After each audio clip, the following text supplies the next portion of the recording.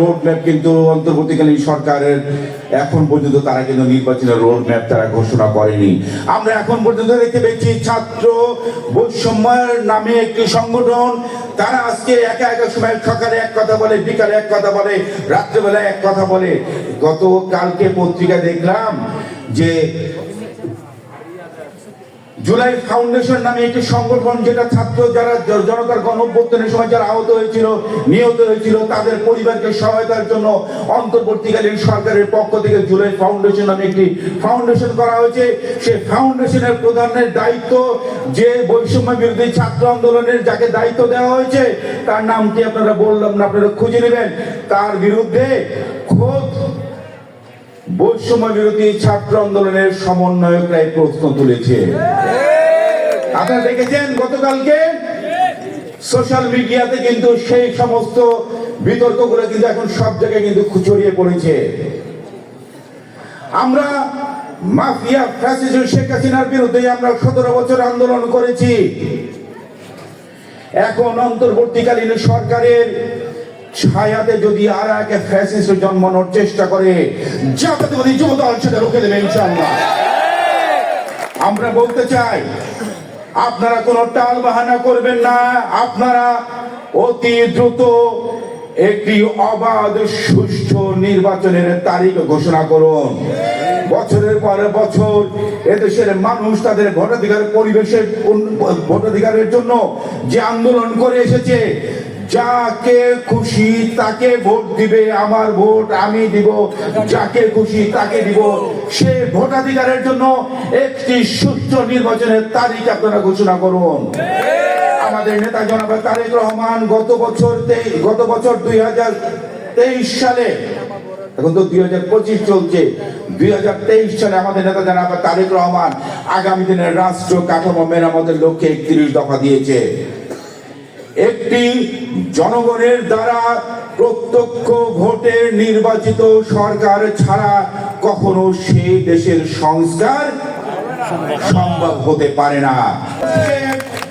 বাংলাদেশের জাতীয়তাবাদী যুবদল বাড্ডা থানা তথা 97 নম্বর ওয়ার্ডের যুবদলের নেতা কর্মীদের প্রতি আমি আহ্বান জানাবো,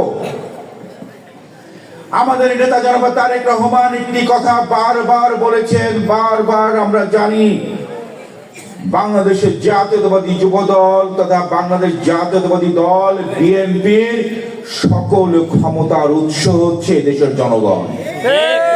বাংলাদেশের জনগণের জনপ্রিয়তার শীর্ষে থাকা দলটির নাম বাংলাদেশের জাতীয়তাবাদী দল বিএনপি। বিএনপি সবসময় জনগণের পাশে থাকে, বিএনপি সবসময় জনকল্যাণমূলক কাজ করে। আমরা বলতে চাই, আমরা যারা অতীতে আন্দোলন সংগ্রামে ভূমিকা রেখেছে, যারা পুলিশের দ্বারা নির্যাতিত হয়েছে, যারা হামলার শিকার হয়েছে, যারা মামলা খেয়েছে, যারা জেলে গিয়েছে এবং যাদের পরিবার নির্যাতিত হয়েছে, আন্দোলন সংগ্রামে যারা নেতৃত্ব দিয়েছে, আন্দোলন সংগ্রামে যারা ভূমিকা রেখেছে এবং আন্দোলন সংগ্রামে যারা বুক চিতিয়ে হাসিনার বিরুদ্ধে লড়াই করেছে, তারাই যুবদল করবে, এর বাইরে কেউ করতে পারবে না। আমরা আন্দোলন করেছি দীর্ঘ 17টি বছর। 17 বছরের আন্দোলনে আমরা অনেক কিছু হারিয়েছি, আমাদের অনেক সহযোদ্ধাদেরকে হারিয়েছি, অনেকে গুম হয়েছে, অনেকে ক্রস ফায়ারের শিকার করেছে, অনেকে জেলখানায় নির্যাতনের শিকার হয়ে অনেকে মারা গিয়েছে।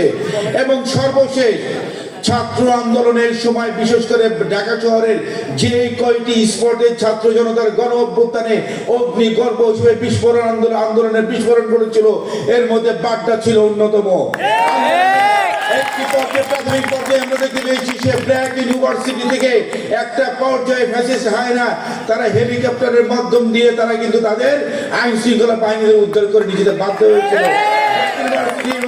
ইউনিভার্সিটি থেকে যে আন্দোলনের যে একটা বিস্ফোরণ ঘটেছিল, সেই ছাত্র ভাইদের সাথে বাড্ডা থানা বিএনপি যুবদল ছাত্রদল স্বেচ্ছাসেবক দল যে তাদের সাথে কাঁধে কাঁধ মিলিয়ে ফ্যাসিস্ট মাফিয়া হায়নার বিরুদ্ধে যে লড়াই করেছিল, বুক দিয়ে রক্ত দিয়েছে, আমাদের অনেক সহযোদ্ধা সেদিন গুলি গিয়েছে, অনেকে মারা গিয়েছে, অনেকের চোখের ভিতরে গুলি ঢুকেছে, অনেকে পঙ্গুত্ব বরণ করেছে, তারপরে আন্দোলনের মাঠ ছেড়ে তারা চলে যায়নি। অবশ্যই ওই কমিটি গঠনের ক্ষেত্রে তাদেরকে প্রাধান্য দিয়ে কমিটি করা হবে এবং তাদেরকে দিয়ে কমিটি করা হবে, এর বাইরে কোনো ব্যত্যয় ঘটবে না। আমরা বলতে চাই, দীর্ঘদিন ধরে আপনাদের 97 নম্বর ওয়ার্ড যুবদল কমিটিটাকে আমরা সুনির্দিষ্ট অভিযোগের প্রেক্ষাপটে আপনাদের কমিটিটাকে আমরা বিলুপ্ত ঘোষণা করেছি। আপনারা সবাই জানেন কেন করেছি, কি জন্য করেছি। আমি আজ থেকে তার বিস্তারিত প্রসঙ্গে যাব না, তবে এটুকু বলতে চাই, দলের নাম ভাঙিয়ে কেউ যদি কোনো অপকর্ম করে থাকে, দলের সুনাম ক্ষুণ্ণ করে, আপনারা জানেন বিএনপির বিরুদ্ধে এবং আমাদের নেতা তারেক রহমানের বিরুদ্ধে এবং বাংলাদেশের বিরুদ্ধে ষড়যন্ত্র কিন্তু এখনো কিন্তু থেমে নাই, ষড়যন্ত্র কিন্তু চলছে। যারা আজকে দলের নাম ভাঙিয়ে অপকর্ম করবে, আজকে দলের সুনাম ক্ষুণ্ণ করবে, আমরা আমাদের নেতা তারেক রহমানের নির্দেশে তাদের বিরুদ্ধে আমরা সাংগঠনিক ব্যবস্থা নিয়েছি। আমরা সাংগঠনিক বিষয়গুলো আমরা অবশ্যই বিবেচনা করব, কিন্তু সেটার জন্য সময় লাগবে। কারণ আমাদের নেতা তারেক রহমান অত্যন্ত পরিষ্কারভাবে 5ই আগস্টের পরে পল্টনের জনসভায় বলেছিলেন যে আপনারা কেউ দলের নাম ভাঙিয়ে কেউ কোনো অপকর্ম করবেন না, দলের কোনো বদনাম করবেন না। যারা দলের নাম ভাঙিয়ে কেউ যদি কোনো অপকর্ম করে থাকে, তাহলে সে একদম দুর্বৃত্ত বলে পরিচয় হবে, যুবদলের কোনো কর্মী বলে পরিচয় হবে না।